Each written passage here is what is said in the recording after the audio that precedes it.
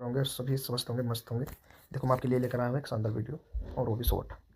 देखो परितंत्र परितंत्र की हम बात करें, परितंत्र के प्रकार क्या है, इकोसिस्टम इसे बोलते हैं, नेचर इसका मानव निर्मित ये क्या क्या होता है। देखो एक तो होगा प्राकृतिक परितंत्र यानी कि नेचुरल इकोसिस्टम। नेचुरल इकोसिस्टम क्या होता है, ये प्रकृति में स्वतः मौजूद होते हैं। उदाहरण के एग्जाम्पल की अगर मैं बात करूँ, हमारे एग्जाम्पल हो गए जैसे हमारे वन हो गया, और आपका तालाब हो गया, तालाब, और आपका तथा झील हो गया, तथा झील हो गया, जो कि यहाँ पे पहले ऑलरेडी लिखे गए हैं।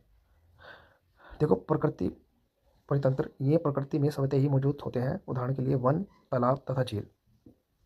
मानव निर्मित कृत्रिम परितंत्र अगर मैं बात करूँ, मैन मेड इकोसिस्टम यानी कि जो मनुष्य के द्वारा निर्मित है, यानी कि मनुष्य द्वारा बनाए गए हैं इकोसिस्टम।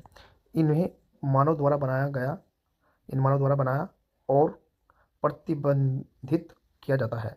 उदाहरण के तौर पर हम कहें जैसे बगीचा, खेत, जल, जीवशाला, एक्वेरियम। यानी कि हम एक बॉक्स लेते हैं, एक्वेरियम बोलते हैं, जैसे हमने बॉक्स ले लिया, और इस बॉक्स मतलब ये कांच का होता है एक्वेरियम, और इसमें हम कुछ पानी डाल देते हैं और इसमें मच्छी फिश पालन कर लेते हैं। ठीक है ना, हम इसमें फिश को पाल लेते हैं, और इसमें कुछ जिस तरीके से हम छोटी छोटी मच्छी को, हमने देखा होगा, हम छोटी छोटी मच्छी को हम पाल लेते हैं इसमें, और तो ये क्या होता है, मच्छी इसमें अच्छे से सर्वाइव कर लेते हैं, तो उसे हम एक्वेरियम बोलते हैं। इस तरीके से हम अपने कहीं भी एक अच्छी जगह पे इसे रख लेते हैं। तो ये जो सारा सिस्टम है मैंने आपको इसके बारे में बताया, और इसके बारे में थोड़ा सा हमने टिप भी लिखा है इधर। जल जीवशाला एक स्वनिर्वाह तंत्र बन सकता है अगर उसमें पौधा भी हो। ठीक है ना, यानी कि मैं क्या बोला, जल जीवशाला एक स्वनिर्वाह तंत्र बन सकता है, यानी कि इकोसिस्टम बन सकता है अगर उसमें पौधा भी हो।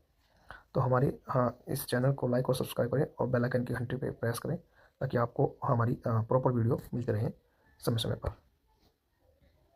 धन्यवाद, वेलकम।